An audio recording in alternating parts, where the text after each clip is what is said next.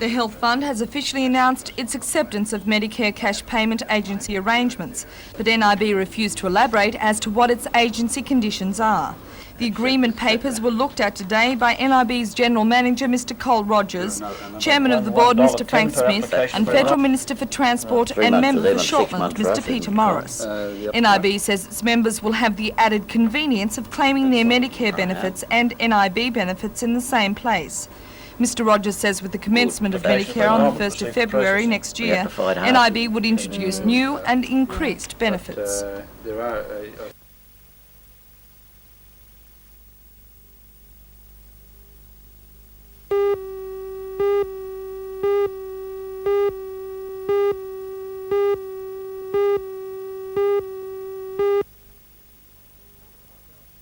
Clearing of Beresfield site just off Lenningham Drive has begun in earnest. The 35-hectare of land, a gift to the Hunter Valley Trotting and Equestrian Club back in 1979 by an adjoining landowner, Mr Milton Morris, is now free of the political infighting that held up the project for so long.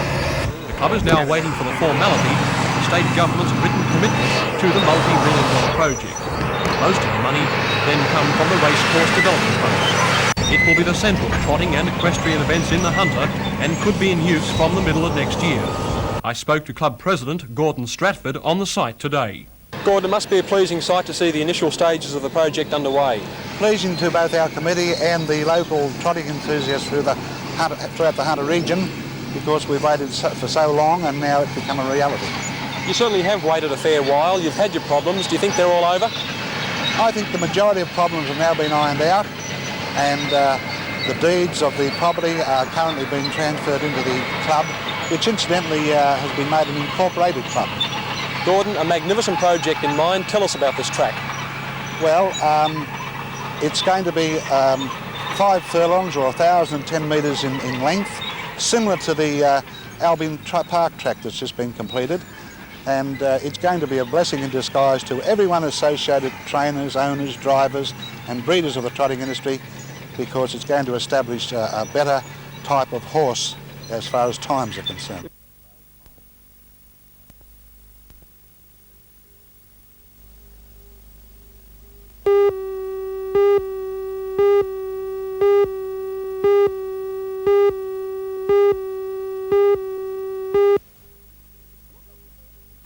Lock Up Your Daughters is not just the bawdy comedy it's usually described as being. It's also very strong on satire, taking a dig at pomposity, corruption, greed and drunkenness, as well as lechery. In fact, it presents a rich panorama of human failings. Newcastle Dramatic Art Club's production skated over the satire rather, particularly in the playing of some of the smaller parts, and so the production lacked a lot of the bite and astringency it needs. Nevertheless, it was a good-looking and good-sounding production with one of the strongest casts MDAC has assembled in some time. The first half wasn't nearly lively enough, but with the arrival of Michael White as Judge Squeezum and Helen Walker as Mrs Squeezum, the temperature of the occasion rose dramatically. These two, more than any of the others, captured the bold, aggressive and larger-than-life style that's needed for this piece. The second half went along at a good pace, and there was a nicely judged seduction scene between Anne Frost's Hillarette and Judge Squeezum. So, with good singing, excellent costumes and those two good performances from Michael White and Helen Walker, this is NDAC's best production for 1983.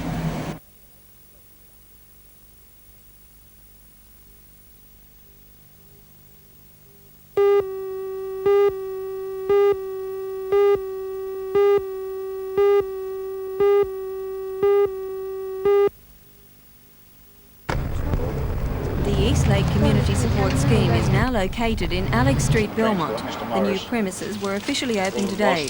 Originally, the support group was located at Gateshead.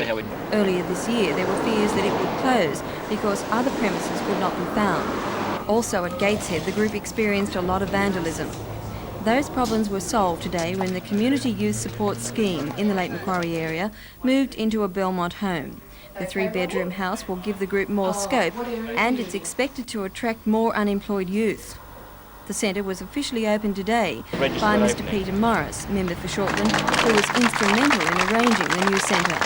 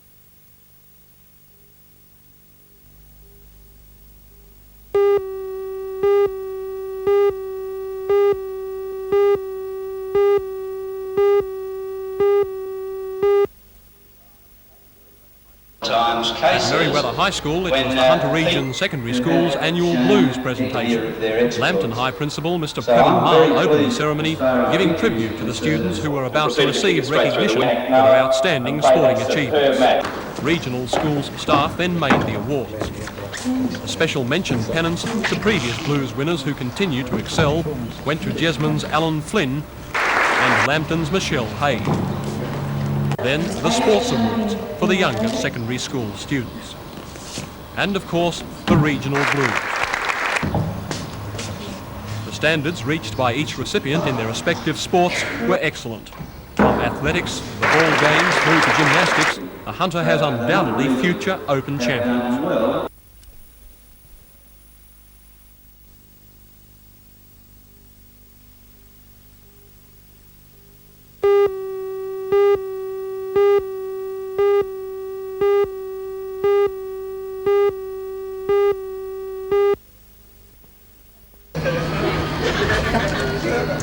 Family and friends gathered on the wharf today to bid the two adventurous yachtsmen farewell. Brian Lester and Peter Nolan plan to spend the next 4 years sailing around the world in their yacht named...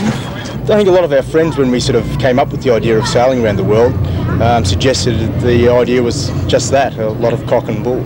So we sort of, in the absence of any other good names, we decided to call it Cock and Bull.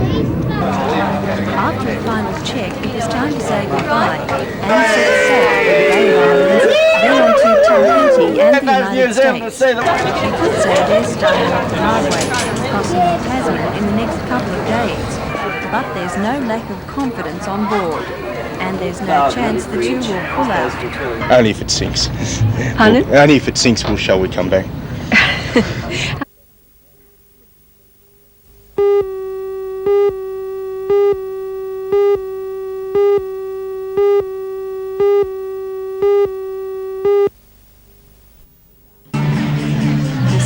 Rehabilitation Centre was built at a cost of $1.2 million at Berkeley Vale. It will help female alcoholics and drug users to overcome their problems. There are facilities to accommodate 36 women, which is double the size of a former centre at Chittaway Point. More room was needed to cope with the flow of women who use the centre. There is certainly a greater need among women, and I believe figures show that more women are coming forward, and if we can just help them with their family concern. Today, the rehabilitation unit was officially opened by Commissioner Howard Osborne, Territorial Commander of the Salvation Army. He was very grateful to the Commonwealth Government for providing almost all the money needed to fund the project. For helping us in this project.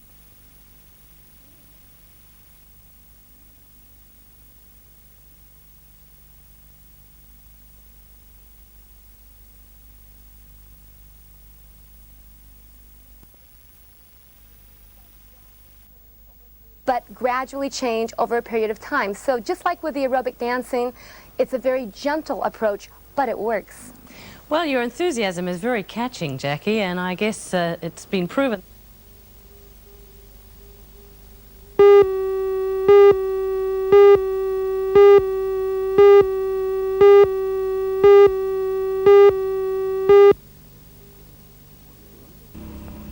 Good morning, everyone, and welcome once again.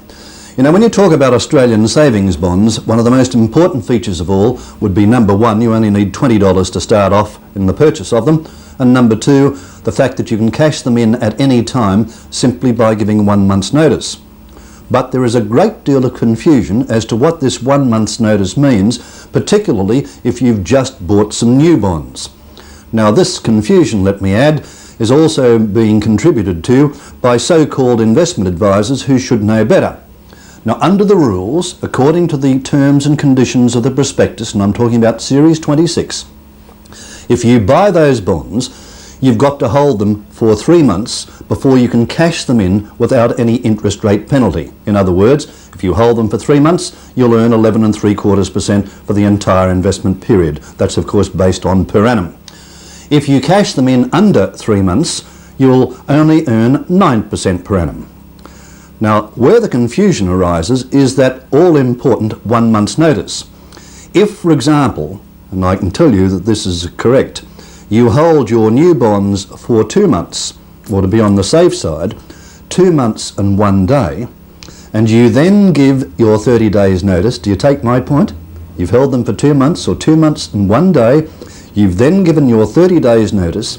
You've then held those bonds for the required 3-month period, so that in fact you will not be penalised in any way, shape or form with regard to interest rates. You will be earning for that particular proportion of time 11.75% on your money, not 9% on your money. Now, it's a very important feature, but please make sure you check the facts, and one way of checking the facts is, of course, to go to your bank, your post office or your stockbroker and ask for a Series 26 prospectus, and you'll find that what I say is correct. And I'll see you next Monday.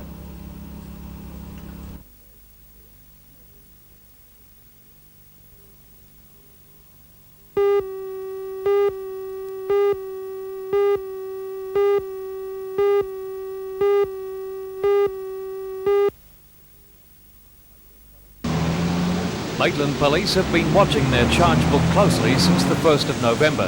They've listed all the charges under the Crimes Act made in that time. These include stealing cars and property, vandalism, drug offences, safecracking and assaults. Of all the people charged, the largest single age group was 17-year-olds. In Maitland, they account for 34% of the crime. In real terms, it represents about 50 charges of varying degrees. The next biggest age group is 18-year-olds. They account for 12%. Unemployed people account for 75% of all those charged, but in the 17-year-old age group, every youth arrested in Maitland was out of a job. There's no entertainment for a young person who hasn't a car, so they're confined to the town area, and with other young adults, they have a big alcohol problem. They're going to the pubs and the clubs and then coming out on the streets. So once police in the Maitland area realised they had a problem with young people and crime, they decided to try and find out why. So a questionnaire was formed, and 68 people in the last 2 months have completed that questionnaire. And the results are frightening. One person out of those 68 questioned had a regular hobby. Only 4 took part in regular active sport.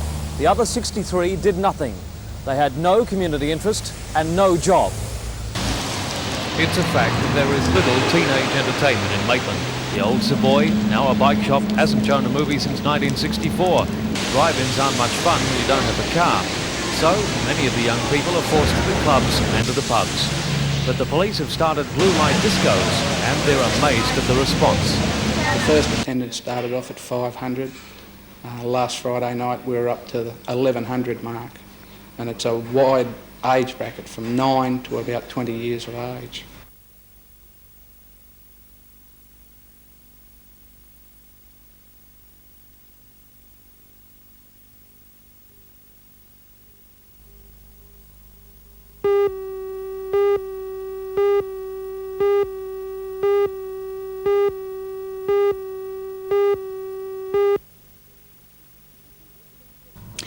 It's impossible to talk about a theatre-restaurant show without also discussing the environment in which it's presented, the arrangement of tables, the serving of food and so on. And so it must be said that at Fanny's, Surf's Up has quite a lot of things to work against. But first, the show itself. Surf's Up is a bright little surf rock opera with a theme of teenage love. It's an unpretentious, all-dancing, all-singing entertainment with pleasant tunes and excellent choreography. It's undemanding and I thought great fun. But now to the problems. Fanny's tends to cram people in, and those at very distant tables must have had a limited view. In fact, many didn't seem to take any notice of the show at all. This meant that the level of audience conversation was quite high. As well, Fanny serves food and drink during the show, and that doesn't help involvement. They also have wine and beer included in the price of the ticket, and this I think encourages people to try to drink their money's worth, a situation also not conducive to involvement with the show. But with tickets at $27 a head on Fridays and $30 a head on Saturdays, I don't blame them for wanting their money's worth, particularly as the food is not exceptional. As well, the management didn't see fit to provide a program, so most of the people in the audience would not have known who or what indeed they were seeing. Well, now as far as I know, a middle-aged audience may not be particularly interested in seeing a show like Surf's Up, and I must say that on the night I saw it, the show was unavoidably started very, very late indeed, and that could have contributed to the high level of audience noise. But the conditions that usually prevail at Fanny's, I believe, make it difficult for every member of the audience and for the performers alike to have a fair go. And that's a pity, because Fanny's is potentially a very good theatre restaurant venue. The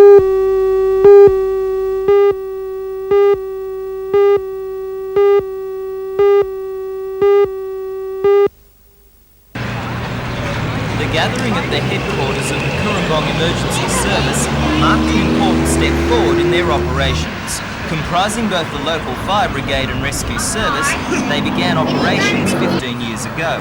At that stage, they did not even have a building to house their vehicle and equipment. These days, a modern brick building houses the increasingly complex technology available for carrying out rescues. Added to that technology yesterday were these so-called jaws of life, hydraulic cutters which can bite through car panels to rescue a trapped person. The $10,000 for the jaws was raised by the local Lions and Rotary Service clubs. On display also was $2,000 worth of abseiling equipment, bought thanks to a special grant from the State Police Minister Peter Anderson, all of which will soon be carried by a new truck, which is now being fitted out and which was donated by the Lake Macquarie Council. So how much need is there for these rescue services? For the volunteer squad in an area such as this, we're probably used about once a week on different type of activity. Have you seen an increase or a decrease in demand for your services? A decrease in some areas lately because of the random breath testing, but it comes and goes. You know, sometimes you get 3 jobs in one night, up to that. How much help is this new equipment going to be? Well, tremendous help actually, because it's the last word in equipment. It will do heavy vehicle accident type situations, and it's here for the services to use it if they need it, and it's pleased the police department in Newcastle because it's filled the gap in between Wyong and Newcastle.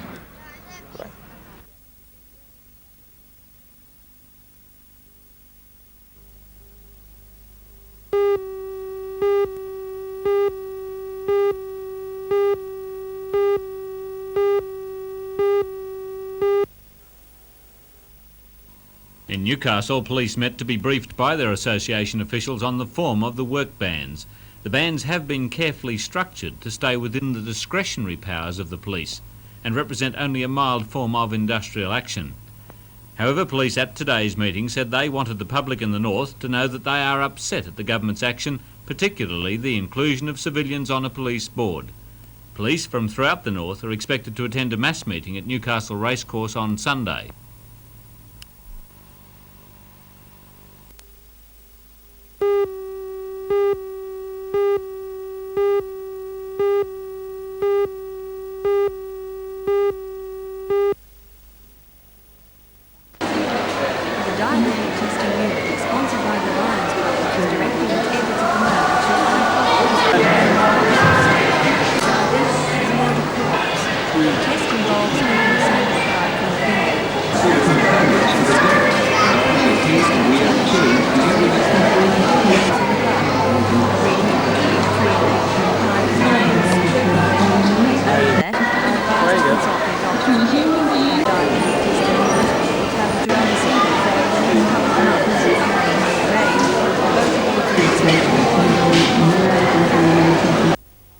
Tonleitung aus IT.